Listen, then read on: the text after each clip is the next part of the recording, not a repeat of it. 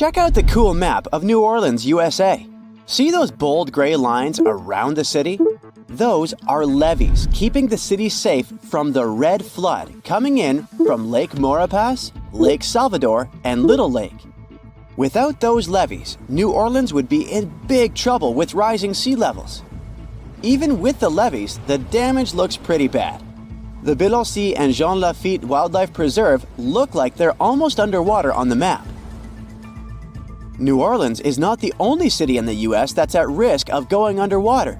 The city of Savannah is located right in the middle of Hurricane Central. But even without Mother Nature's fury, the place is facing some serious sea level rise. The Savannah River to the north and the Ogeechee River to the south might both overflow into the surrounding marshland. And that's not even the worst part.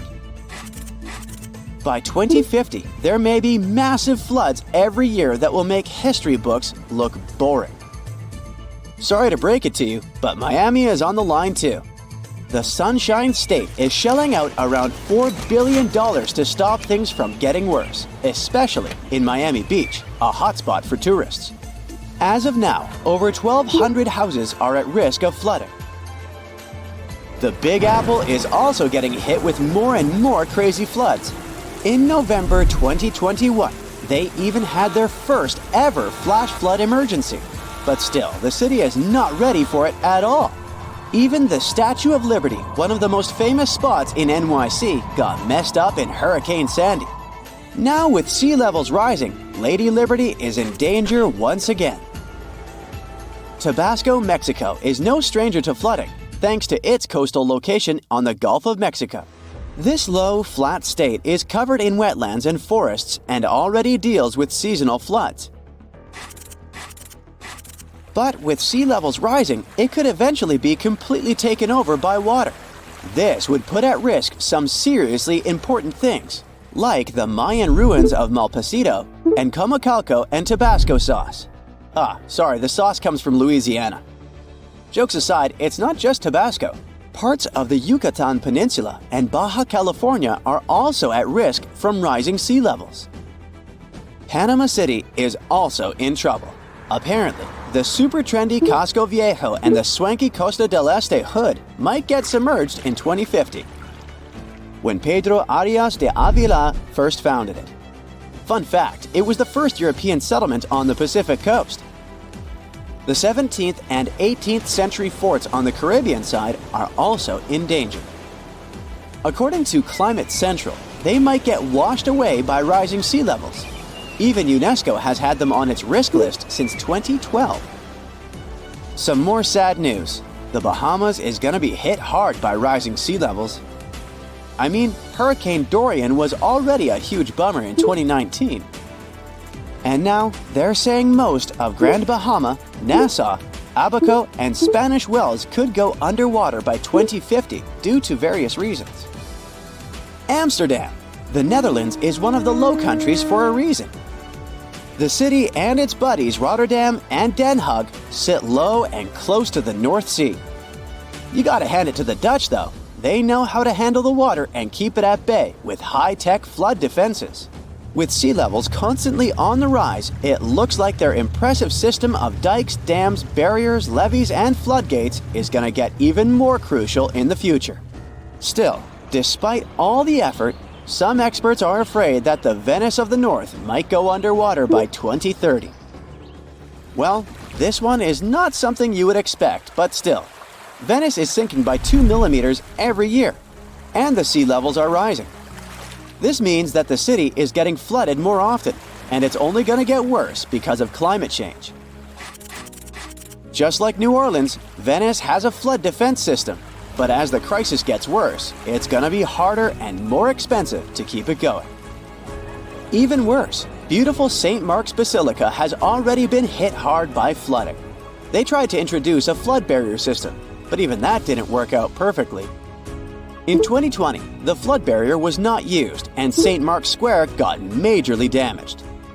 Looks like even when we try to prevent the effects of climate change, things don't always go according to plan. In London, rising sea levels are causing more flooding along the Thames estuary, and it's not looking good. Areas along the River Thames are especially at risk, putting iconic buildings like the Tower of London and the House of Parliament, as well as cultural hotspots like the Tate Modern and Shakespeare's Globe in jeopardy. And the British Museum? It has so much precious stuff, even Gollum would be jealous. We just can't let it go underwater. During your next Euro trip, make sure to add Bruges in Belgium to your list. Chances are you won't see it if you skip it this time. The thing is, it's also in danger of getting flooded. Bruges is now a UNESCO World Heritage Site, so we really hope they can protect it from any potential floods. Plus, it has a lot of nice local specialties we don't want to lose. You may not know it, but Andalusia in Spain is home to Western Europe's oldest city, Cadiz. It's been around for over 3,000 years thanks to the Phoenicians. But unfortunately, climate change is putting it at risk. Rising sea levels might flood the city's cobbled stone center, beautiful tree-lined plazas, and historic sea fortifications. And it's not just Cadiz. Parts of Andalusia are in danger of flooding too. Well, seems like one more destination must be added to your bucket list. Ho Chi Minh City, and especially its eastern marshy districts, are at risk, just like all the other places mentioned before. And it looks like the whole city is going to have a tough time with the Mekong Delta. While the main part of the city probably won't be completely submerged by 2030, flooding and storms are definitely going to become a big problem. So, it turns out that Bangkok might be in some hot water due to global warming. Literally, a 2020 study says that Bangkok could be one of the cities most dramatically affected by rising sea levels. It's sitting pretty low at just 5 feet above sea level. And to make things even more interesting, it's sinking at a speedy rate of an inch per year. And the cherry on top? The soil it's built on is super dense clay, which means it's basically a flood magnet. By 2030, parts of Bangkok, including the main airport, might have to get used to living underwater. The next city at risk is Kolkata, India. The fertile land in West Bengal has been a major key to their success for ages, but now it's causing some big worries in Kolkata and the surrounding areas. Just like Ho Chi Minh City, they could have some serious problems with all that rain during monsoon season. And the map of what could happen in 2100 is pretty scary stuff. The next destination is Shanghai, China. It's literally translated as the city on the sea, but it might actually end up under the sea. Climate control data is flashing red warning lights for this megacity, making it one of China's most at-risk cities. The Yangtze Delta, where Shanghai sits, and the Pearl River Delta, home to the Guangzhou, are both in hot water too, with lots of people living on low-lying land that might get flooded. The Maldives, a luxurious group of islands, already get flooded every year. Experts think they might lose 80 or even more % of their islands in the next 30 years. The Maldivian authorities aren't taking any chances though. They're already making plans to buy land in other countries, just in case they need to relocate the whole population. Meet Hula Male, also known as the City of Hope.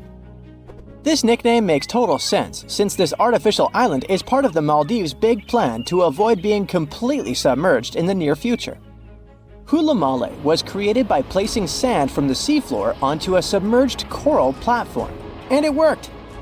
This city sits about 6 feet above sea level, which means it's twice as high as the Maldives' capital, Male. While more and more people are moving there to live, the island was also designed to serve as a temporary evacuation site during dangerous storms and typhoons. Seychelles is another gem in the Indian Ocean that's at risk of disappearing. Unfortunately, coastal flooding is becoming a common issue there, especially during spring tides and heavy rainfall. The problem is that their main island, Mahé, hosts about 90% of the country's population. Along the coast, it's only about 6 feet above sea level. Fiji is the third tropical paradise on our list, and it's also a top pick for travelers. But this nation is in a tough spot, since it's located right in the middle of the Pacific Ocean, where huge storms can really turn things into chaos. Take Cyclone Winston. It hit Fiji back in 2016 and ended up costing them over $1 billion in damage. So one thing they're doing to protect themselves is planting mangroves along the coast and preserving the ones that already exist. These trees are awesome since they help reduce wind speed during cyclone emergencies and also combat erosion by trapping sediments. Egypt might be in trouble too. I mean, it's not like the whole country is going to be underwater, and we'll only see the tips of the pyramids in a few years. But things could really change for them as coastal cities are facing a serious risk. Take Alexandria, for instance. 45% of its population already lives below sea level. If the city is flooded, not only will everyone have to move, but Egypt in general will suffer a major impact on its fish production. In Europe, one of the most at-risk populations is in the Netherlands, where about half the people live in areas below sea level. In the future, planning a romantic gesture with tulips for your girlfriend could become an impossible mission. The Netherlands is responsible for 2/3 of the world's tulip production. So if fields are taken over by saltwater, it's game over for the blooms. But the good news is that the Dutch have centuries of experience dealing with water, so knowing how to work with storm barriers and seawalls can prevent them from a doomsday scenario. The risks of rising sea levels probably aren't higher anywhere else than here in Tuvalu. This island chain, located halfway between Australia and Hawaii, could be the first state to become uninhabitable. Its stunning land is only about 9 feet above sea level. And just by looking at it on the map, you can see how narrow it is. In fact, the narrowest part in Fongafale is only about 65 feet wide. So even before higher tides become a real problem, the country's limited farmland could be flooded with saltwater. The next country on our list is the Philippines. This archipelago in Southeast Asia boasts some of the most stunning scenery, but it faces the risk of flooding for 2 reasons. First, due to rising sea levels, and second, because of crazy, unpredictable weather. Since 1990, events like cyclones, earthquakes, and tsunamis have cost the country over $20 billion. Have you ever heard of Vanuatu? This chain of islands, spread out between Australia and Fiji, could be flooded soon.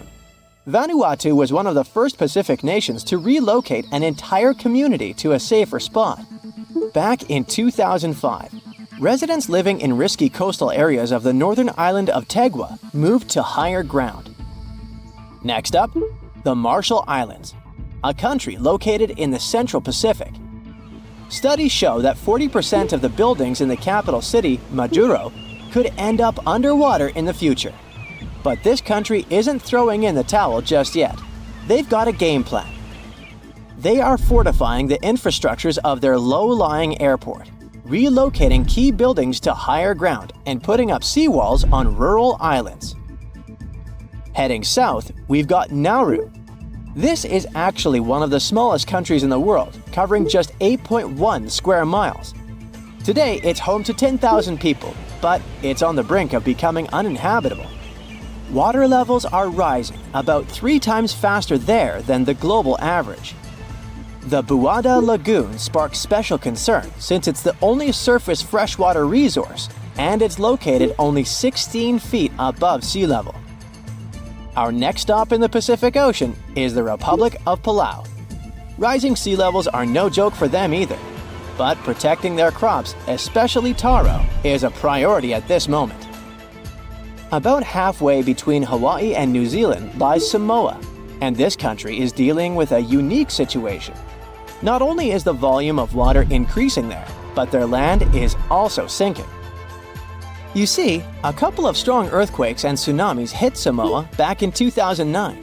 So as the crust bounces back to its original position, the overall land surface is actually going down. Because of this, their housing and main infrastructure could take a serious hit, especially since all their airports are along the coast.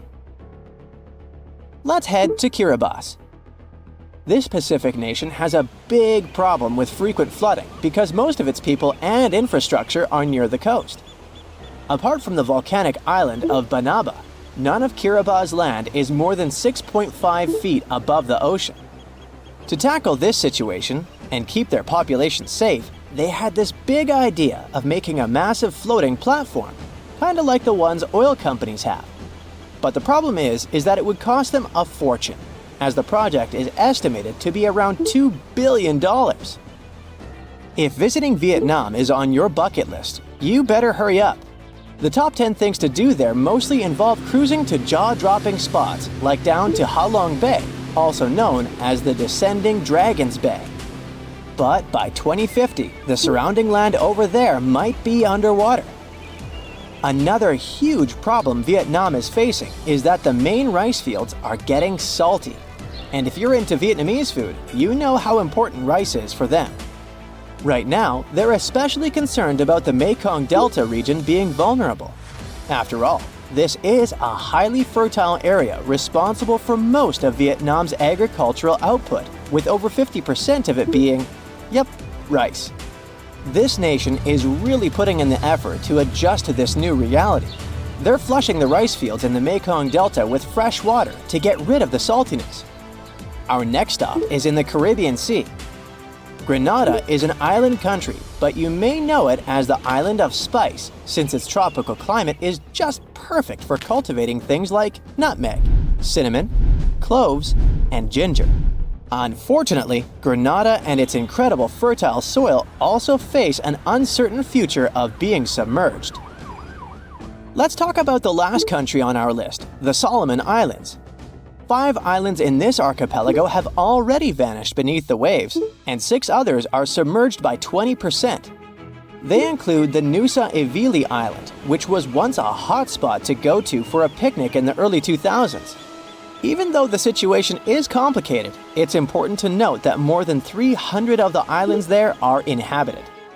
One thing about the Solomon Islands is that it seems like they're always in some kind of recovery mode, since the country often gets hit by tropical cyclones and flash floods.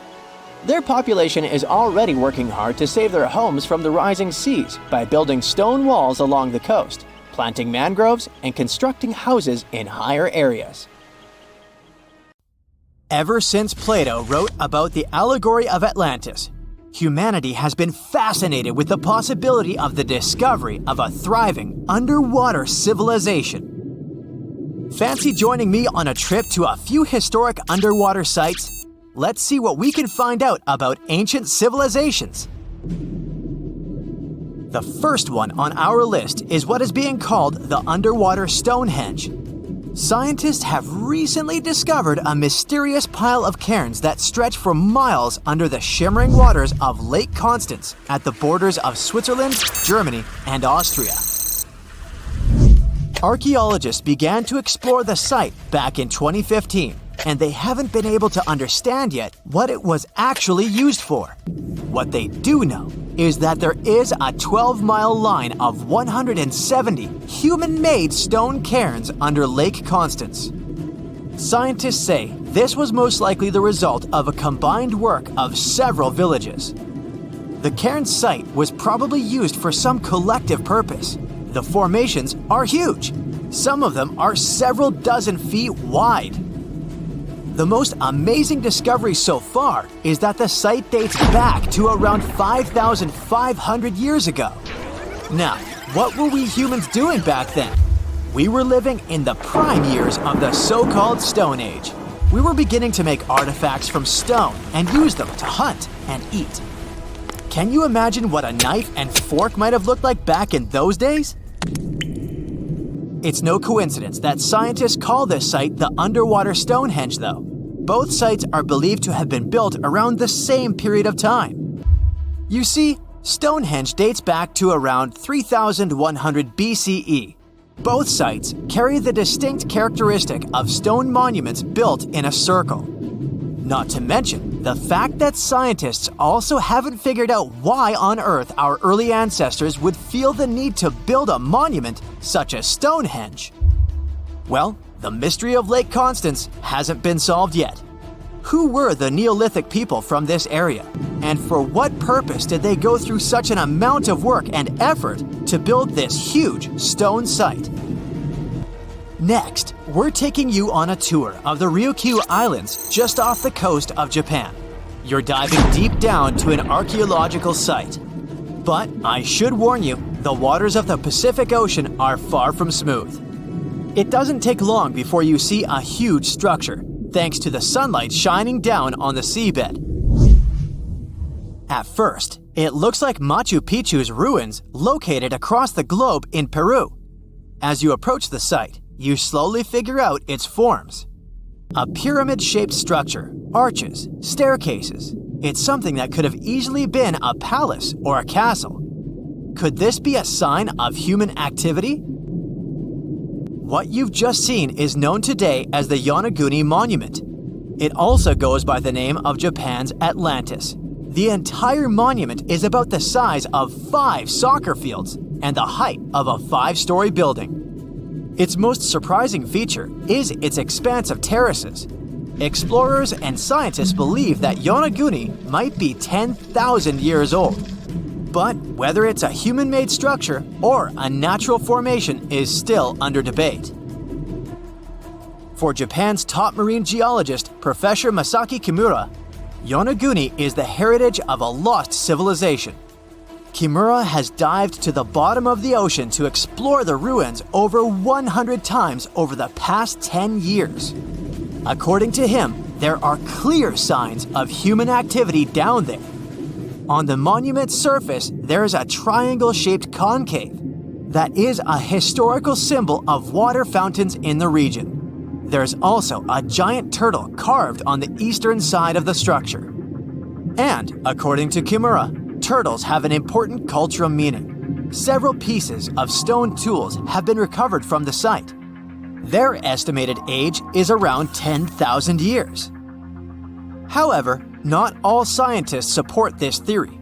For many, Yonaguni is the result of thousands of years of erosion. The fact that the monument is composed of one massive rock leads them to believe it's not human-made. The defined edges and flat surfaces resemble a natural formation in Northern Ireland, known as the Giant's Causeway. The basalt columns look like the ruins of a palace, but they're actually the result of volcanic activity in the region. Now, you're flying to the coast of Greece, 4 hours away from Athens. More specifically, you're in the Peloponnese Peninsula. You dust off an old snorkel and head for a free dive on a bright sunny day. Sometime into the dive, you start noticing patterns on a seabed. 13 feet below the surface, outlines of familiar objects start to appear, one by one. As you continue swimming, what looks like the outline of an entire city emerges in front of your eyes. Are you wondering how water could have taken the whole city?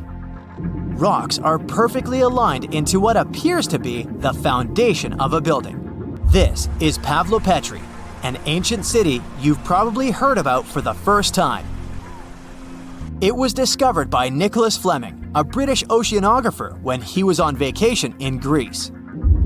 He had heard rumors about Pavlopetri's existence and indeed found several artifacts on the seafloor. He went back to the area a year later with the team. They found a site filled with pots, storage vessels, and tools. A kernstone, for instance, is a tool used for grinding grains and turning them into flour. Multiple amphoras indicate that this settlement dates back to the Bronze Age, 5,500 years ago, when people started living in towns. The settlement is believed to have existed for over 2,400 years.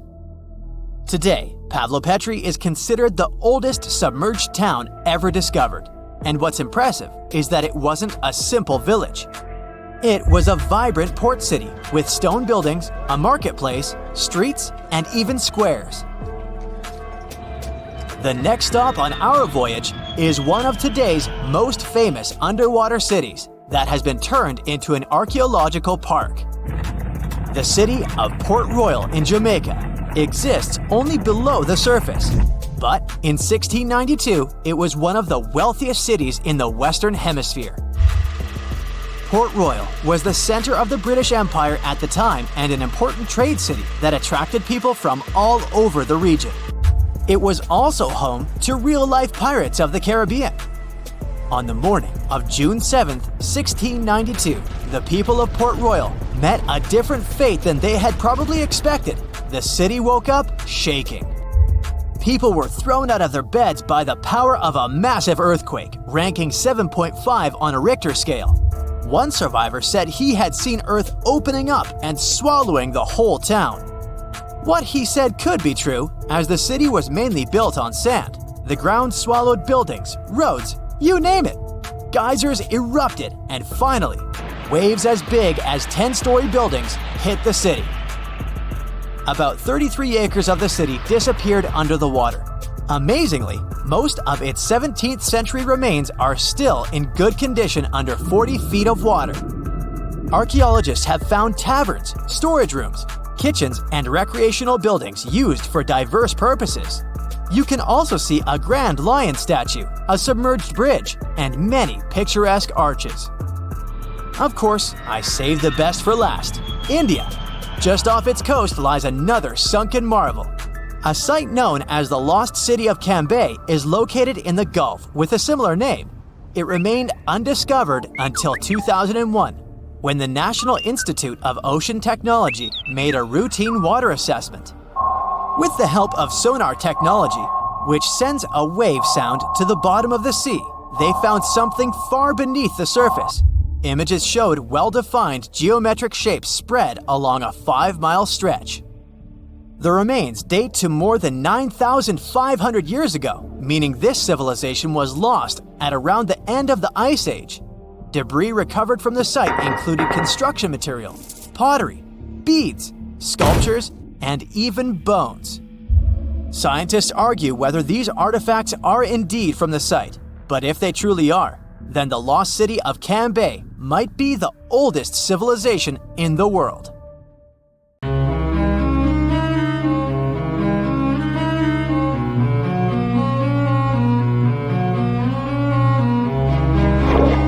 Question for you. Do you think Atlantis could be real? It remains as one of history's greatest mysteries. The legend began with Plato all the way back in ancient Greece. The tale of a civilization that formed and prospered before our own. Atlantis was supposedly a highly technological society, much like the Mayans. But, as the legend says, due to the people's greed, they were punished by a flood that destroyed and submerged their cities. Different theories try to guess Atlantis' location. Some say it was in the Mediterranean Sea. Some say it's beneath the Bermuda Triangle. But, as science has shown us, Atlantis may be only an allegory for humankind. Today, you'll discover several amazing underwater cities that you have never heard of. They existed indeed, and are not just a myth. We're taking you on an excursion to the underwater city of Baia, which is on the coast of Italy. Known as the Las Vegas of the Roman Empire, Baia was a resort city. The Roman elite traveled there for recreation. Imagine an open-air spa. That was Baia. You can visit the submerged town by scuba diving and get close to that perfectly preserved, magnificent Roman sculpture, a true underwater wonder. You can spot the crumbled temples and buildings through glass-bottom boats. This is a moss-covered museum in Claudio's Nymphaeum. To your left, you can see a collection of classical Greek statues. Swimming down the Via Herculeana, you'll arrive at Villa Aprotio. Villas are Italian-style houses, and here you can admire their original marble floors. Notice the black and white patterns and the astounding shapes they make. Next, you'll arrive at Portus Julius. Can you see the collapsing wall structures at the bottom of the seafloor? You'll see well-preserved columns and limestone floors. Behold the ruins of the thermal baths of Lacus. The remaining multicolored mosaics are something great to see. You'll see their orange, blue, and green tiles if you get close enough. At Pisoni's Villa Pila, you'll see 25 preserved Roman pillars. Notice the arches, the frescoes nearby, and the magnitude of this well-kept treasure. The city was located over natural volcanic vents, so there were hot springs to be used at will. People went there looking to have an excellent time. And when I say people, I mean some of the great Roman emperors we learned about in school: Nero, Cicero, Caesar. But around the 8th century, the city was sacked and the luxurious town was abandoned. Slowly, the water level rose and the city started to drown. You are on a summer vacation off the coast of Greece, 4 hours outside of Athens, in the Peloponnese Peninsula on Pavlo-Petri. You dust off your snorkel and head for a free dive on a bright sunny day. Sometime into the dive, you start noticing patterns on the seabed. 13 feet below the surface, the outline of familiar objects starts to appear, one by one. As you continue swimming, what looks like the outline of an entire city emerges before your eyes. You wonder, how could water have taken the whole city? Rocks are perfectly aligned into what appears to be the foundation of a building. Nicholas Fleming, a British oceanographer on vacation in Greece, was the person that discovered Pavlo-Petri. He was documenting the seafloor artifacts. The team found the site filled with pots, storage vessels, and tools. A quern stone, for instance, is a tool used for grinding grains and turning them into flour. Multiple amphoras, which were found then, indicate that this settlement dated back to the Bronze Age, 5,500 years ago, when people started living in towns. The settlement is believed to have lasted for over 2,400 years. Pavlo-Petri is considered today the oldest submerged town yet found, and it's impressive that it wasn't a simple village. It was a vibrant port city with stone-built buildings, a marketplace, streets, and even squares. Let's continue our exploration and find secrets in other underwater cities. You are diving off the coast of the Ryukyu Islands. Pacific waters are far from smooth. There's a strong current pulling you into the deep sea. Suddenly, you see a huge structure thanks to the sunlight shining down on the seabed. At first, it looks like Machu Picchu's ruins across the globe in Peru. As you approach it, you slowly figure out its form. A pyramid-shaped structure, arches, staircases. It's something that could have easily been a palace or castle. Could this also be a sign of human activity? What you just saw is known today as the Yonaguni Monument. It also goes by the name of Japan's Atlantis. The entire monument is about the size of 5 football fields and the height of a 5-story building. Its most surprising feature is its expansive terraces that host large crowd gatherings. Explorers and scientists believe that Yonaguni dates back to 10,000 years ago. But whether it is a man-made structure or a natural formation is still under debate. For Japan's top marine geologist, Professor Masaki Kimura, Yonaguni is the heritage of a lost civilization. Kimura has dived into exploring the ruins over 100 times over the past 10 years. According to him, there are clear signs of human activity down there. The triangle pool, located on the monument's surface, is a triangle-shaped concave that is a historical symbol of water fountains in the region. There is also a giant turtle carved on the eastern side of the structure. And according to Kimura, turtles have an important cultural meaning. Several pieces of stone tools have been recovered from the site. Their estimated age dates back to 10,000 years ago. However, not all scientists are convinced of the same. For many, Yonaguni is the result of thousands of years of erosion. The fact that the monument is composed of one massive rock leads them to believe that it is not human-made. The defined edges and flat surfaces resemble a natural formation occurrence in Northern Ireland, known as Giant's Causeway. A series of interlocking basalt columns look like the ruins of a palace, but they were the result of volcanic activity in the region. Well, stay tuned for more underwater discoveries. The next stop on our voyage is one of today's most famous underwater cities that has turned into an underwater archaeological park. The city of Port Royal in Jamaica exists today only below the surface. But in 1692, it was one of the wealthiest cities in the Western Hemisphere. Port Royal was the center of the British Empire at the time, and an important trade city that attracted people from all over. It was also home to real-life pirates of the Caribbean. On the morning of June 7, 1692, the people of Port Royal met a different fate than they probably expected. The bars and restaurants beaming with life woke up shaking. People were taken out of bed with the power of a massive earthquake, estimated today at 7.5 on the Richter scale. One survivor says he saw the earth opening up and swallowing the town whole. What he said could be true, as the city was mainly built over sand. The ground sucked buildings, roads, and everyone above. Geysers erupted, and finally, waves as big as 10-story-high buildings hit the city.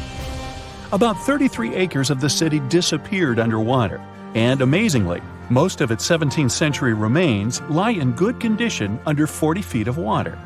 In the ruins, archaeologists have found taverns, storage rooms, kitchens, and recreational buildings used for diverse purposes. You can see a grand lion statue, a submerged bridge, and many picturesque arches. Now, do you fancy a trip to India?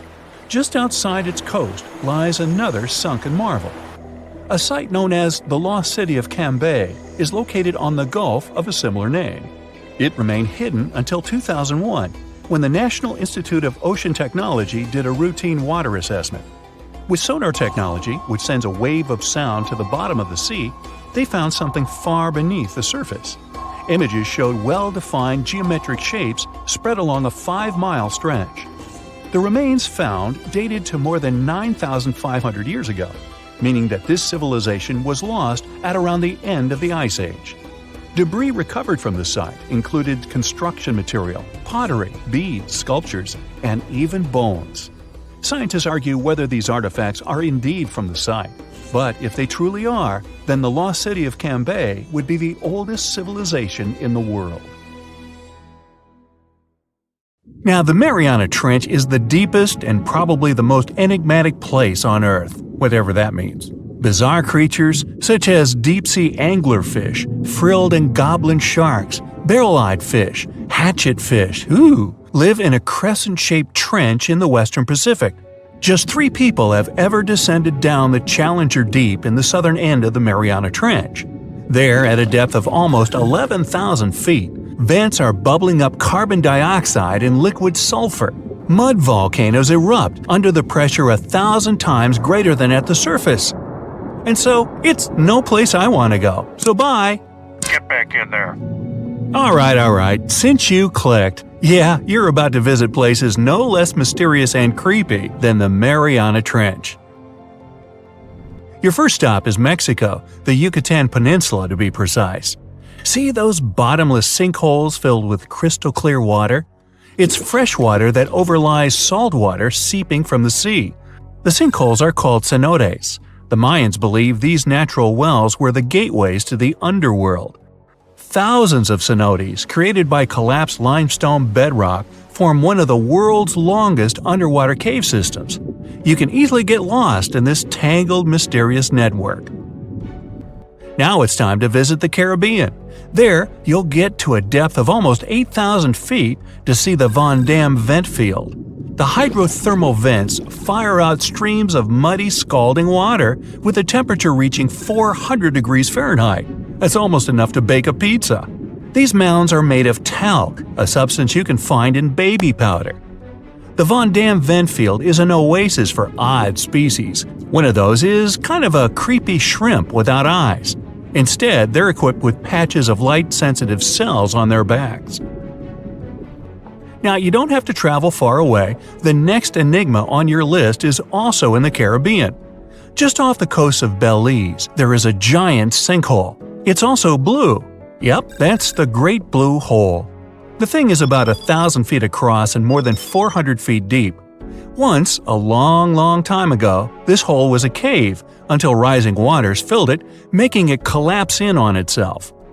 The deeper you descend into the Great Hole's crystalline waters, the darker it becomes.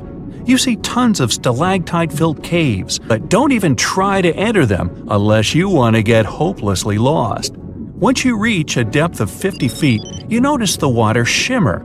That's the invisible line dividing the sinkhole's salty top from the freshwater abyss. Time to get out of there. Who knows what you might come across in the murky depths? Your next destination is off the Pacific Northwest coast. Almost 500 streams of methane bubbles were discovered there several years ago. Because of the bubbles, the vents got the name champagne seeps, which sounds better than the fart spas. Scientists are still puzzling over this phenomenon. Where does the methane come from? Underwater cows? Why is its temperature warmer than that of the surrounding ocean? And most importantly, what would happen if you managed to light a match somewhere near a large bubble? Methane is a highly flammable gas, and setting a methane bubble on fire, well, you get the picture. And now you're off to Iceland. The plan is to dive into Silfra, a fissure filled with pure glacier water. This 206-foot deep crack is the only underwater place on the planet where you can touch two continents at once. The deeper you go, the darker it becomes. The rocky landscape looks otherworldly. Divers who dare to visit this incredible place risk having their gear frozen, getting hypothermia, or not surviving whatsoever. After all, the water temperature in Silfra Fisher is about 35 degrees Fahrenheit year-round. Your next destination is Scotland. Okay, cue the bagpipes. If you dive in the Gulf of Corryvreckan, a narrow strait between two islands, you'll see massive underwater rocks and deep holes. They create the third largest permanent whirlpool on the planet, the Corryvreckan Maelstrom. The water moves through the strait at breakneck speed. It hits the underwater rocks, and the place looks like a pot with boiling water. The waves created in the process sometimes reach a height of 15 feet, and you can still hear the roaring whirlpool from 10 miles away. It's believed the Corryvreckan Maelstrom has swallowed dozens of sailors over the centuries. They were caught unaware by the ferocity of this natural phenomenon and pulled underwater in the blink of an eye. Okay, enough bagpipes. Your adventures are getting more and more extreme. You're heading for Antarctica. There, in the Southern Ocean, you'll find the Ross Sea Ice Shelf. Say that 5 times real fast. Later, not now. It's roughly the size of Spain, with the ocean underneath containing as much water as the North Sea. Once, scientists drilled all the way down through this enormous chunk of ice. Imagine their astonishment when they found life in those extreme conditions.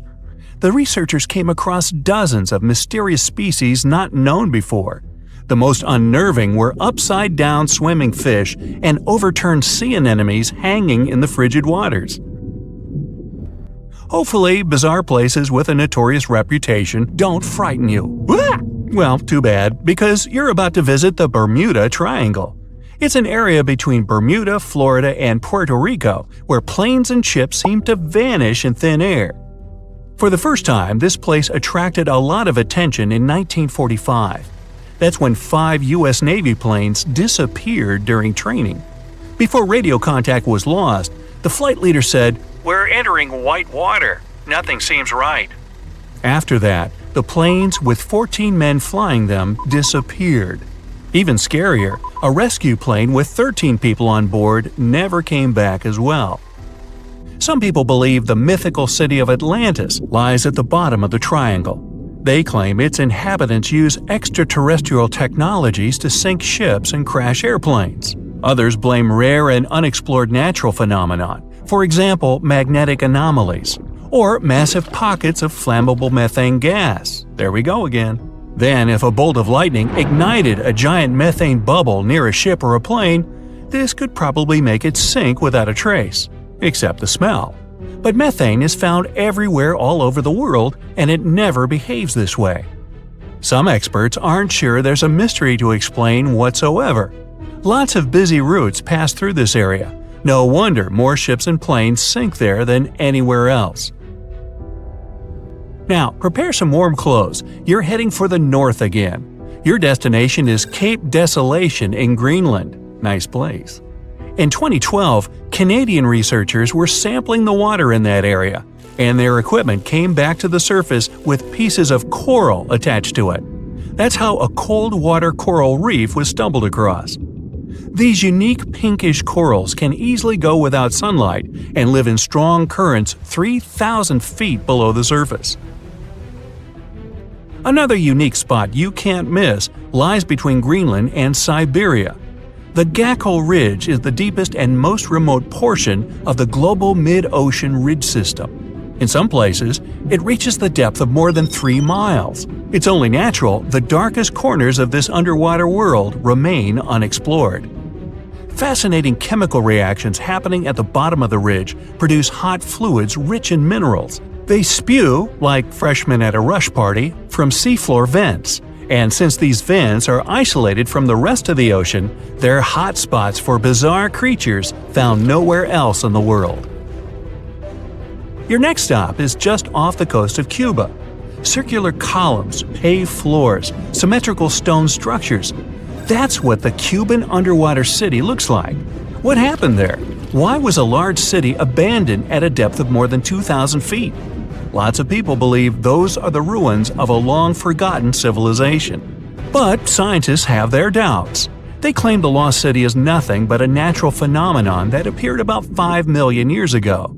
The disc and donut structures often appear around the areas of the seafloor where natural gases break free. Again with the gases.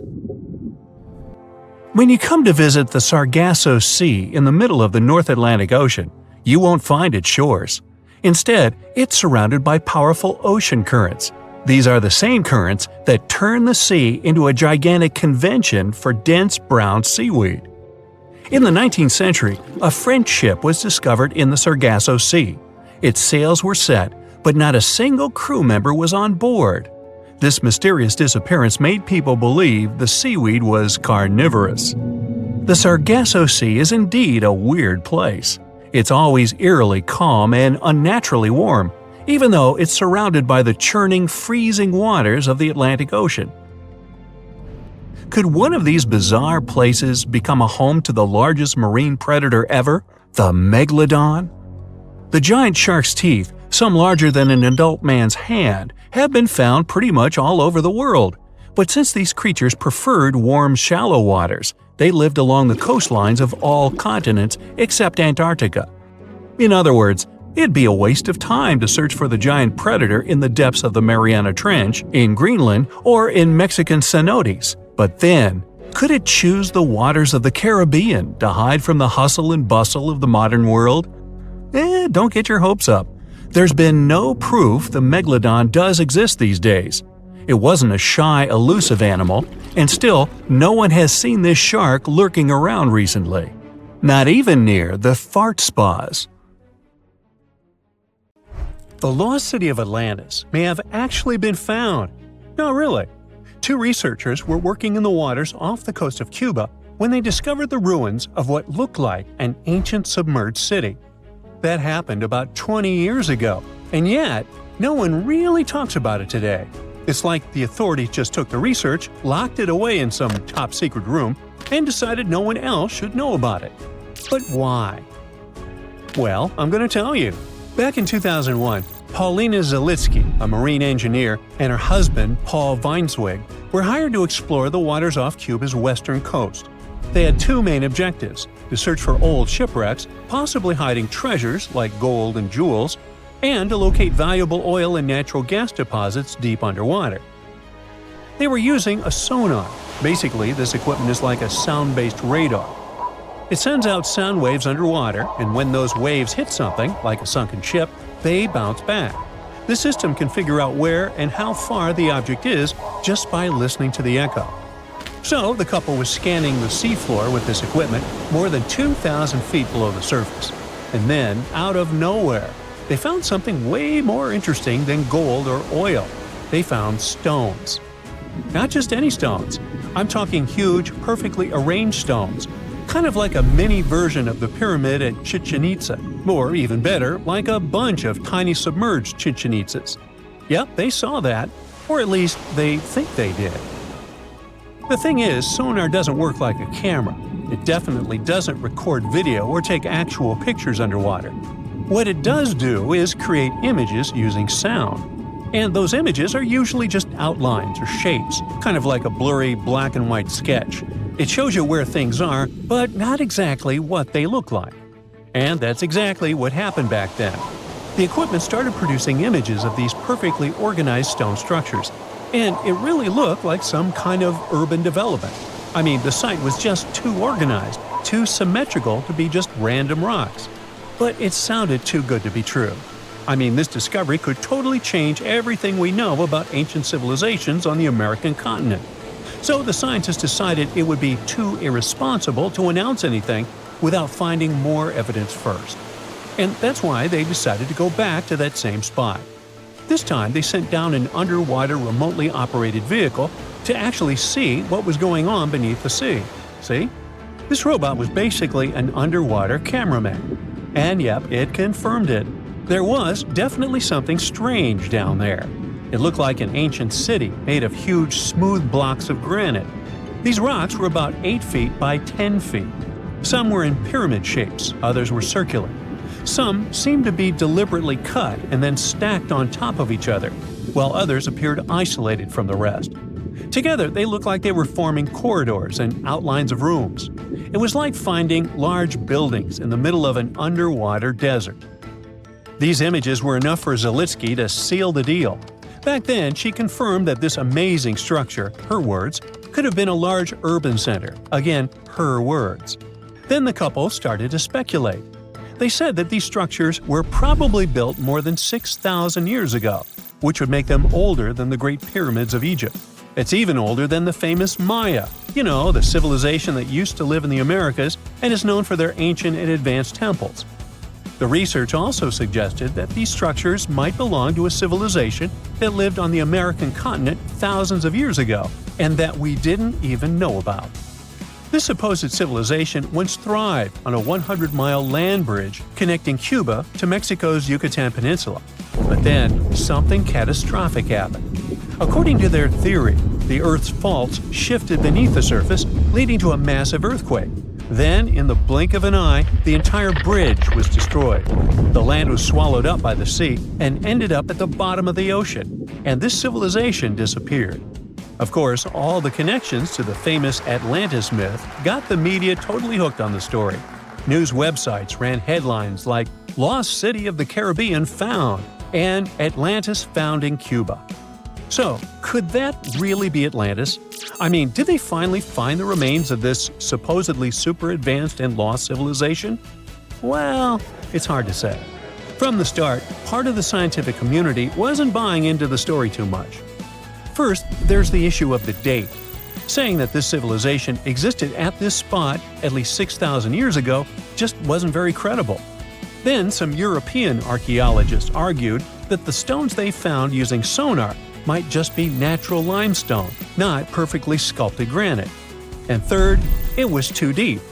Even with the whole theory of Earth faults opening up and swallowing everything, it's still hard to explain how an entire city ended up so deep in the ocean. For comparison, there is Heraklion, a real ancient Egyptian port city that got submerged. Today, it is only about 19 feet underwater. But this so-called Atlantis city is at depths between 2,000 and 2,460 feet. See how that's totally different, right? People think it would have taken around 50,000 years for such stone structures to sink to the depth where they are said to be found. And according to experts, none of the known civilizations from that long ago had the ability to build such structures. But for Zalitsky, yes, it was possible. She still believed in the fault theory to explain how this land ended up at the bottom of the ocean so fast. Big movements of the Earth's tectonic plates are usually followed by things like volcanoes and earthquakes. So, according to her, it's a powerful event, and the island sinking could have happened really quickly. This earthquake theory could also explain why some of the megaliths on the seafloor look organized while others don't. But to really prove any of this, they needed a specially designed robot to go down there again and take samples of the rocks and sediment. That way, they could figure out how old the rocks were and maybe even find signs of human life, like carvings, sculptures, or artifacts. The problem is, drilling into those structures isn't easy. They look like granite, and drilling granite that deep underwater is seriously tough. And more than anything, they needed money to do it, a lot of it. So maybe they just never got the funding. Because even with all that initial hype, no further explorations or studies were ever reported. And that lack of follow-up sparked a lot of speculation. Some people even wondered if the story got shut down on purpose, like maybe the authorities wanted to keep something top secret. As if this underwater city was built by some kind of higher extraterrestrial being, and they just don't want us to find out. But truth be told, the strongest argument for saying, yeah, that is definitely a lost city, is that nature supposedly couldn't have built something so symmetrical. Geologists did try to find natural explanations, or at least similar examples from other parts of the world, but they came up short. Still, just because we haven't found a clear natural explanation doesn't mean there isn't one. Nature can create some pretty wild and unexpected stuff. So honestly, that whole too perfect to be natural angle is kind of a weak argument. What most likely happened is that experts just weren't convinced it was actually a sunken city. And that's probably why no one followed up on their work. Over time, the buzz faded, the story disappeared, and the site slipped back into silence. And without more data, the true nature of those underwater formations off Cuba's coast is still a mystery. Being afraid of the ocean is a very understandable fear. We have it in our genes. In the past, humans had to avoid certain dangerous situations, like big animals and deep bodies of water, in order to survive. Plus, we've only explored 5% of the oceans, so we never know what we can stumble upon there. In regular conditions, GoPro is just a camera. But if you find it lying at the bottom of a 400-foot pit in the middle of the Caribbean Sea, that will make your blood run cold. I know 400 feet may not seem like much, but a person who is deep diving for fun usually can swim from 59 to 98 feet deep only, unless they're a professional diver. But say you made it to that pit and retrieved that GoPro. That would have still been fatal to you. In this specific hole where the camera was found, there would be a layer of hydrogen sulfide, a very dangerous and foul-smelling gas, at the mark of 300 feet. The gadget was 100 feet lower, alongside its owners, two long-lost explorers. To this day, very few people manage to dive this deep and go back unscraped. In fact, the deceased explorers were found only with the help of submarines. Now, you might be curious about the content of the GoPro. In stories like this, we expect proof of foul play or sinister footage. But the only thing found there were the images of happy times the explorers had during their trip. A sad ending to a vacay. Now, in deep waters, you can also find many species that seem to be otherworldly, but in a cute and interesting way, like the alien sponge. This fun little fella is a sponge first seen near the Mariana Trench in 2016. It's actually part of an ecosystem dubbed Forest of the Weird. Okay, this makes it sound a bit creepy. And what adds to the weirdness is the fact that the alien sponge had two little holes that resemble little eyes, so like it's peeking at you. Ah, another fun fact? The skeleton of this type of sponge is made of glass. And if you're afraid of cockroaches, I'll let you take a deep breath here. Ready? Cool. Because on the ocean floor, there are more than 20 different types of giant isopods, beetle lookalikes, that can be as big as 14 inches. Yikes! But fear not, these guys usually roam the ocean floor for food. So, unless you dive 7,000 feet, which we've just seen is not possible, you won't run into them. Now, despite the horror movie name, the bloody belly comb jelly is actually a fascinating creature you can also find in the ocean. They live in the twilight zone of the ocean, which is between 820 and 4,900 feet below sea level. Pretty far from where you usually soak your feet. But what's so cool about this jelly is its color. Because in the twilight zone, the light is very scarce. Many animals either emit a faint glow, like the anglerfish, or create a camouflage.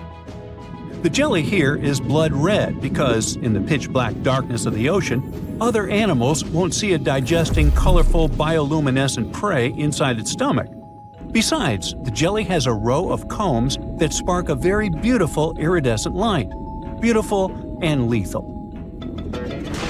Humans also have their fair share of contribution to the weird fest that is the ocean floor. Depending on where you swim, you might just find parts of rocket engines used during the Apollo program. Now, when a rocket is launched into space, parts of it are dropped into the ocean where it runs out of propellant, making the rocket itself lighter. And a part of the Apollo 11 rocket engine, yes, that one that first took humans to land on the moon, was actually recovered from the ocean after more than 4 decades. And you can see it at the Museum of Flight in Seattle. Not a space fan? Well, there's something for the Oregon Trail lovers too. There are 2 locomotives living their best lives, or worst, depending on your point of view, just off the coast of New Jersey. They're from the 1850s and are sitting under 90 feet of water. He probably fell off of a transportation ship during a rough storm, or were intentionally pushed over the barge so that the ship didn't sink. Most of these things can only be seen while diving, but worry not. Even if you have a lingering fear of the deep ocean, you can still find weird things by simply walking on the beach. Look at these bizarre Garfield landline phones washed away in Brittany, France. The French have been having bizarre encounters with the sarcastic orange cat since the 80s, and it took about 30 years for French farmer René Morvan to come forward with a simple explanation. A shipping container with Garfield merchandise got stranded in the sea, only to find its final resting place in a sea cave. We bet Brittany locals are still haunted by the creepy smile of that landline phone. And just like a storm uncovered the Garfield secret stash, it also moved a few ships that sank more than 600 years ago. But this is not a simple Titanic story. It actually sounds more like Pirates of the Caribbean, because when the storm moved those old ships, authorities from Caesarea found 2,000 gold coins, some silver and bronze coins, gemstones, and rings. It was a bigger treasure than a dragon could hoard. But don't get your hopes up. Even though most of the underwater archaeological zones in this region are open to divers, these treasures are safely tucked away in a museum. Speaking of pirates, and I was, another weird thing you can find chillin' in the ocean is the pirate city of Port Royal, Jamaica. In 1692, the city was devastated by an earthquake, followed by a tsunami. A really bad twofer. But the good news is, you can still visit it today, well, scuba diving, that is. This is actually not the only sunken city in the world. There's also Thonis Heracleion in Egypt, which is not at the bottom of the sea per se, but at the mouth of the Nile River. There's also Baiae, a Roman town built atop a supervolcano. Now, you might be thinking Baiae had the same fate as Pompeii, but guess what? The floor actually sank and the town went down with it. So, have you ever heard of underwater crop circles? Back in 1995, divers in Japan spotted perfectly round circles formed in the sand. They were 6 feet in diameter and looked like those crop circles from sci-fi movies.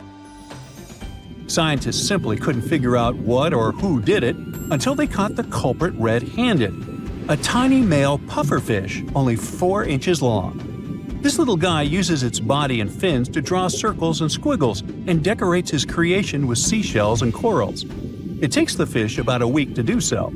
All this hard work is part of a mating ritual, and if a female pufferfish likes the art, she will lay her eggs there, right in the center. The circular design of the underwater crop circle actually channels fresh water to the middle of the circle, the ideal scenario for the eggs to develop. And guess what? After she lays the eggs, the female pufferfish leaves, and it's the male that tends the eggs.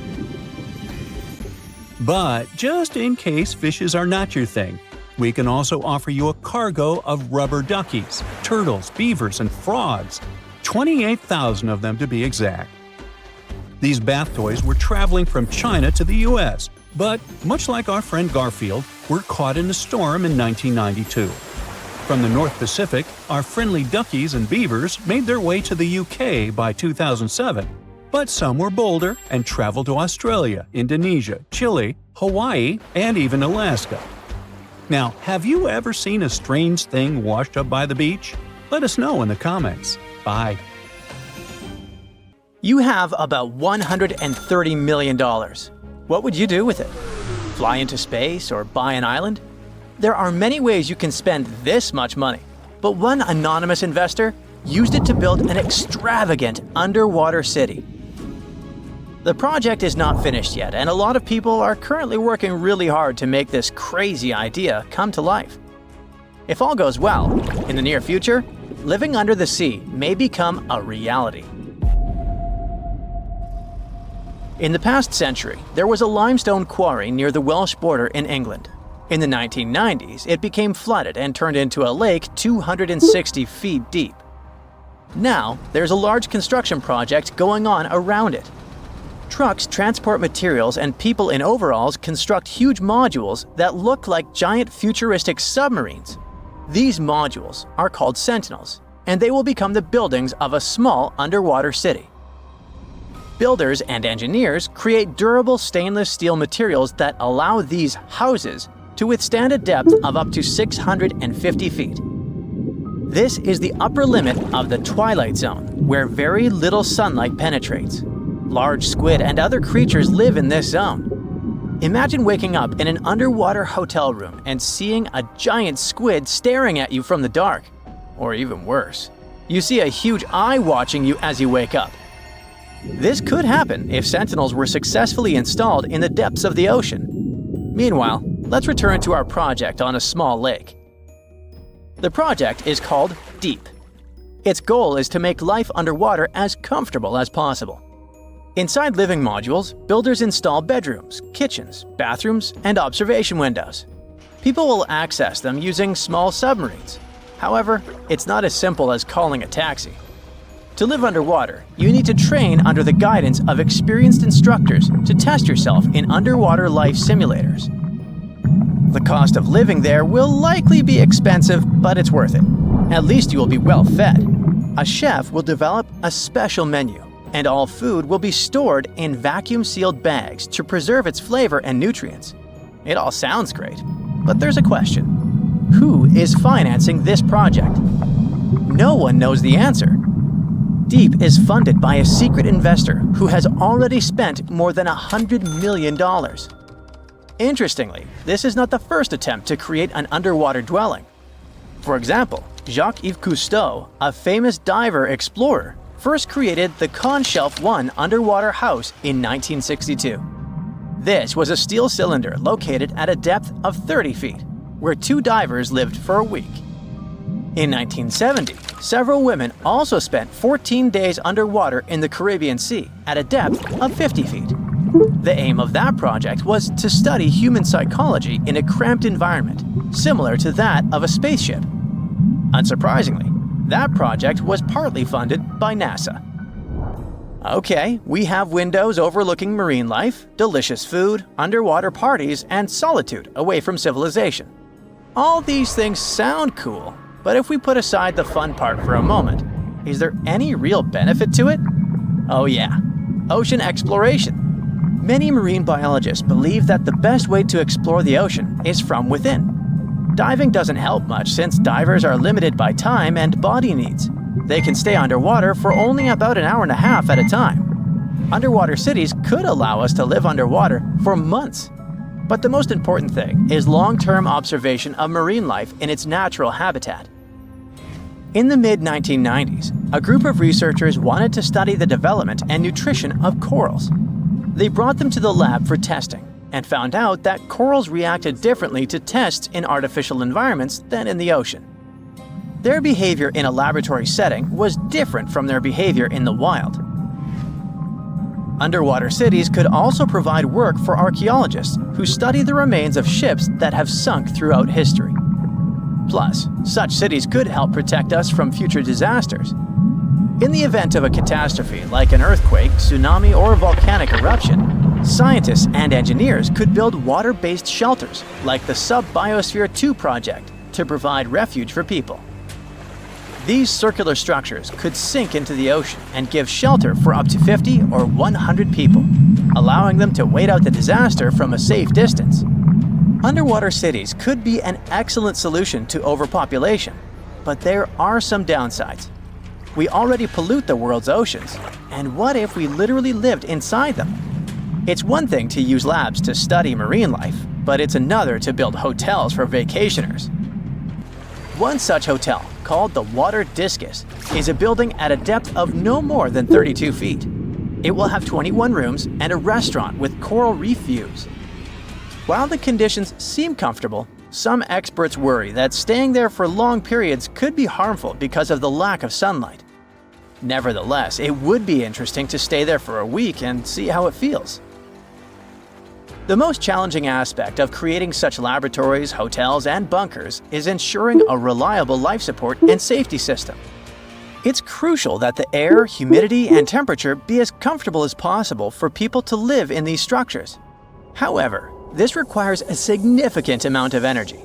Currently, all modern underwater buildings rely on external sources of energy located on the surface. But scientists plan to make future underwater projects fully autonomous, using kinetic energy from waves and powerful solar panels to generate power. It's also important to create the right structure for these buildings. Rather than covering an underwater city with a giant bubble, it's more efficient to create several large housing modules. Each module should consist of steel, glass, and special cement. Also, the depth shouldn't exceed 1,000 feet, since a deeper location would require thicker walls because of high water pressure. To load and move these residential modules safely, engineers can use ballast tanks. These are large containers filled with water, which are used to pull the modules down deep into the ocean. Once in place, engineers can release the water from the tanks and fill them with air, causing the house to float back to the surface. And what about fresh air? Fish extract oxygen from the water using their gills, but this method is obviously not suitable for humans. Therefore, we need to deliver air from the surface. It can be piped into the city and mixed with a special substance called sodasorb, which reacts with carbon dioxide and removes it. It would be great if we could generate oxygen inside our underwater cities rather than relying on other sources. This would require farms and plants that can produce oxygen through photosynthesis. But instead of sunlight, these plants would use artificial light.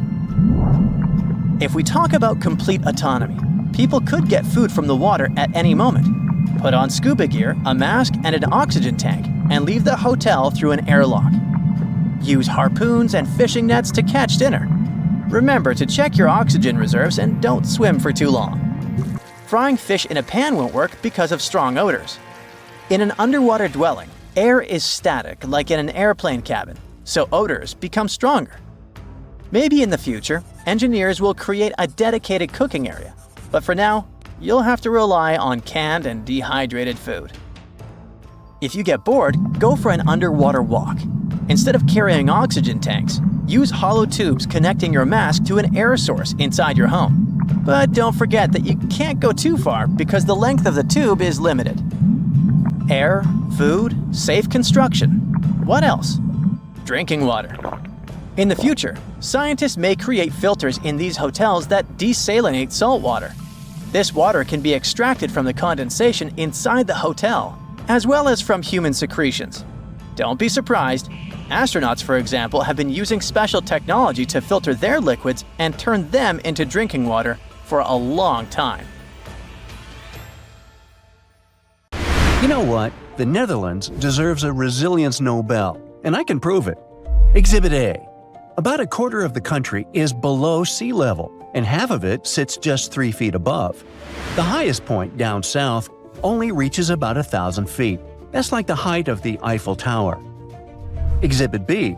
It's the 7th lowest country on the planet and one of the most densely populated. Nearly 4 million people live below sea level. And yet, they're totally fine. No scuba gear needed to get to work. Exhibit C. It's located right next to the North Sea, with massive rivers pouring into it from all over Europe. The Rhine, the Meuse, and the Scheldt rivers, all of them empty into the sea through the Netherlands. Now, with all that going on, this country should be under the ocean by now. And yet, it's not. In fact, they're not just staying afloat, they are expanding. But how? Well, I'm going to tell you. This is what the Netherlands looks like today, but this is what it looked like back in the 14th century. Now compare these two, and you'll see that most of the land we see now used to be underwater. Take Schiphol Airport. It's the 4th busiest in Europe and probably the one you flew into if you've ever been to Amsterdam. It was built on what used to be a lake, the Haarlemmer Lake to be exact. But they drained it back in 1852, and now the airport sits over 13 feet below sea level. This isn't an isolated case, though. For the past 2,000 years, people there have been fighting tirelessly to push the ocean back and keep the water out of the land. They started by building things like canals, huge winding waterways that channel excess water away from low-lying areas. And then there are the windmills. Yep, I'm talking about those classic cute Dutch windmills that are a tourist landmark.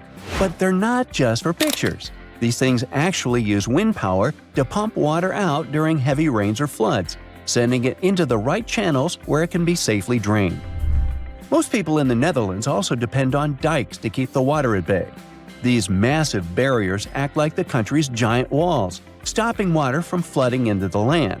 But if something goes wrong, like if the water rises higher than the dike or the dike gets damaged, then people living nearby are in serious danger. But hey, at least their wooden shoes would float. Oops, never mind. But for now, let's say the rewards totally make the risks worth it. I mean, thanks to all these efforts over centuries, the Dutch have managed to reclaim 20% of their land from the sea. The biggest difference is wonderfully clear in Rotterdam. What started as a small settlement along a peat river back in the 14th century is now a city with the largest seaport in Europe. Check out this whole section here. This piece of land, for example, was added in just 4 years. So, how did they make land out of nothing?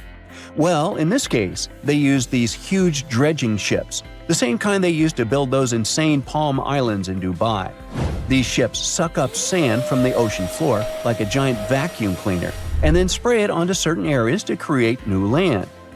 Once they had enough sand piled up and shaped just the way they wanted, they had to make sure it wouldn't get washed away by the sea again. So they brought in around 20,000 massive stone blocks and placed them all around the edges, like building a giant protective wall.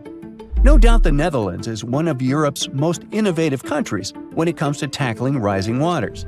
One of their biggest successes is probably the Maaslandkering, a storm surge barrier in South Holland. This engineering marvel was built in the 90s with one goal in mind: to take the full brunt of tidal surges from the sea. So whenever the water is expected to rise 10 feet or more, this barrier automatically closes. And just like that, it protects 1.5 million people. That doesn't mean it closes all the time, though. In fact, it's pretty rare. In 25 years, this barrier has only closed twice. But with ocean waters rising twice as fast now as they did in the 20th century, experts think this barrier is going to be closing a lot more often in the future. The good news is, it's built to keep protecting the country for the next 100 years, and it can handle a 16-foot rise in ocean water before they will even need to think about making any major changes. Okay, we get it. The Netherlands is doing an awesome job keeping the water out. But what if, one day, they just can't handle it anymore and end up flooded? What could things look like by the year 2100, for example? Well, this is how much of the country could be underwater in a worst-case scenario. It would push people to move further inland, more to the east and south of the country. That would be a huge challenge, though. If that happened today, authorities would have to squeeze over 18 million people into a much smaller area. So they'd have to think up some serious urban solutions. Those cute, cozy little Dutch houses, you know, the ones with 2 or 3 floors, would be replaced by massive skyscrapers just to fit everyone in. So, farming might go vertical. People would start growing food in tall buildings instead of sprawling fields. And most every rooftop would have some kind of green space, like a garden or a park, so people can still enjoy nature even if they're stuck in the middle of a busy city. To protect historic buildings, places like Amsterdam would have huge raised dikes surrounding them. But even with all that, life would still change big time. People wouldn't really live on the ground floor anymore, since it would be too risky with the flooding. Those lower levels would stay empty, and they would start building new rooms or living spaces up top. They'd also be raised walkways connecting everything, kind of like a whole new ground level in the sky. Boats and small water transport would become normal for getting around. And experts even think we'd still have super-fast trains running through big dikes to connect all the cities. So yeah, even in a crazy apocalyptic scenario, the Netherlands would still survive a massive flood. They just need to adapt. But what's fascinating is that water isn't just something the Dutch fight against. It's also something they completely rely on, especially when it comes to business and trade. Because the Netherlands sits right on the North Sea and has all these rivers, like I mentioned at the beginning of the video, remember? It became this natural hub for shipping and trading centuries ago. It's like Europe's gateway for goods. And since the Netherlands is the world's second largest exporter of foods and agricultural products by value, that's critical for them. Take the port of Rotterdam, for example. It is huge, one of the biggest and busiest ports in the world and easily the largest in Europe. It's like the ultimate pit stop for cargo ships coming in and out of the continent. So much stuff moves through there – containers, oil, cars, food, you name it. Water makes it super easy to move things around, not just within the Netherlands, but to places like Germany, Belgium, and France too. Barges on the rivers are essentially the Dutch version of 18-wheeler trucks. So yeah, while they've worked hard to keep the water out, they've also made it work for them economically in a big way. Now, let's talk about Dutch chocolate. Wait, I've run out of time. Maybe later. Bye for now. Now, you might want to book your dream vacation to Miami Beach as soon as you can, because this whole area might be underwater in the next 75 years. But it's not just Florida. Parts of Louisiana, California, and Washington are also expected to be among the first American states affected by sea level rise. If you live in the United States, you can check for yourself whether your address is on the list of cities that will disappear. Just search for Sea Level Rise Viewer on Google. That will take you to a tool created by the National Oceanic and Atmospheric Administration. And it helps us visualize what coastal flooding might look like in the future. Now, you see that dark area in blue? Those are the sinking cities of the U.S. And by that, I mean cities that could be submerged by 2100. That's in the worst-case scenario, if ocean levels were to rise by as much as 10 feet. Hopefully, it won't come to that. As you probably know by now, sea levels are going up because the Earth is getting warmer. When the planet heats up, ice at the North and South poles melts, and all that extra water flows into the oceans. Plus, warmer water expands and takes up more space. So, between the melting ice and the expanding oceans, sea levels slowly rise over time, and that means more flooding and even the possibility of some cities ending up underwater. Right now, statistics show that sea levels are expected to rise by around 6 feet by the year 2100. The problem is that this could cause major coastal flooding, and not just during storms or heavy rains. Even on clear days, some areas could end up underwater. And that brings us to a question. How do we actually know how high ocean waters are?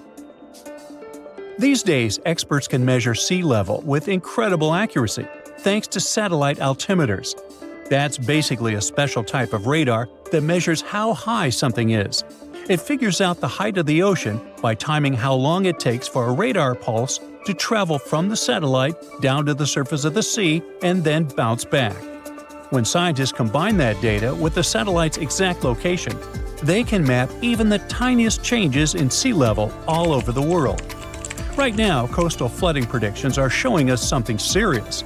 The rate of global sea level rise has doubled over the past 3 decades, and there are plenty of tools online that help us to visualize just how big this problem could become in the future. The Sea Level Rise Viewer I mentioned earlier focuses on areas within the United States. But if you don't live there, you can still check if your address might be in danger.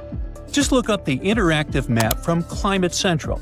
If you set the water level to 10 feet above the high tide line, you'll see that a lot of countries could be seriously affected. Let's take a look at South America. In Argentina, for example, rising waters could flood many parts of Buenos Aires province. Head over to Brazil, and you'll see that a lot of cities, including Rio de Janeiro, would be affected. We might have to say goodbye to that iconic wave-patterned sidewalk along Copacabana Beach, and both of the city's airports would be flooded too. Things don't look much better in Europe. Major cities like Lisbon in Portugal, Valencia in Spain, and Rome in Italy could end up partly underwater. Honestly, the worst situation in Europe is probably in the Netherlands. Right now, about a quarter of the country is literally below sea level, and nearly half of it sits just 3 feet above. So if sea levels rise, they are facing some serious risks. This entire red zone, which includes cities like Amsterdam and Rotterdam, would be below the surface if the ocean rose by 10 feet. Fortunately, the Netherlands is probably the country with the most experience in fighting back against the sea. For years, they have tackled the threat with massive infrastructure, things like giant canals, windmills, and dikes, all designed to manage the water. And thanks to their efforts, the Dutch have reclaimed about 20% of their land from the sea. That's right, they're actually expanding. Unfortunately, some countries are at much higher risk than others. According to estimates, about 5 of them are in serious danger of disappearing in the near future. First up is Fiji, a tropical paradise loved by tourists. This nation is in a tough spot because of its low-lying landscape. There, extreme warming could cause sea levels to rise by as much as 6 feet by the year 2100. It doesn't help the fact that Fiji sits right in the middle of the Pacific Ocean, where massive storms can quickly turn things into chaos. That means people there need to brace themselves for more frequent flooding, and they're already taking action. To protect against coastal erosion, some communities are lining the seashore with old tires to keep sand from washing away in stronger waves. Others are planting mangroves across the coast. These trees can reduce the height of waves hitting the shore by an average of 31%. Plus, they help cut down wind speeds, which really matters during cyclones. Next on the red list is Vanuatu. This chain of islands, located between Australia and Fiji, could be underwater sooner than we think, and they're already making changes. Vanuatu was one of the first Pacific nations to relocate an entire community to safer ground. Back in 2005, people living in vulnerable areas on the North Island of Tegua moved to higher land. With temperatures continuing to rise, they're bracing for even more intense tropical cyclones. That means heavier rainfall, more flooding, and a much higher risk to both homes and infrastructure. The Marshall Islands are also facing a serious risk. This country is home to around 39,000 people and lives on the opposite side of the world from the United Kingdom. It's an extremely low-lying island nation built on what's basically a coral reef. According to NASA, sea levels there have risen by almost 4 inches over the past 30 years, and they could rise by about 7.5 inches over the next 30. And that's no small thing. If nothing is done, the islands could face more than 100 days of flooding every year by the end of the century. People over there are afraid of losing their homes. Studies also show that up to 40% of the buildings in the capital city, Majuro, could end up underwater in the future. But this country isn't ready to give up, and they're reinforcing the infrastructure. The Solomon Islands are also being slowly swallowed by the sea. This region has been experiencing sea level rise at nearly 3 times the global average. Over the years, satellite images have shown that 5 vegetated reef islands have already vanished beneath the waves. On the bright side, the people there are working hard to protect their homes. They're building stone walls along the coast and planting mangroves to hold back the water. But the worst case might be Tuvalu, as it could become the first country to turn completely uninhabitable because of rising seas. This island chain, located about halfway between Australia and Hawaii, sits only about 9 feet above sea level. And in its narrowest spot, in a place called Fungafale, the land is just about 65 feet wide. You can see how vulnerable the situation is, right? I mean, even before the higher tides arrive, the country's limited farmland could be affected by salt water. These islands are a powerful example of resilience, and a reminder that sinking cities don't have to mean disappearing ones. While the challenges are real, the global response to sea level rise is growing stronger every day. Around the world, communities are adapting, innovating, and coming together to tackle the threat of rising water.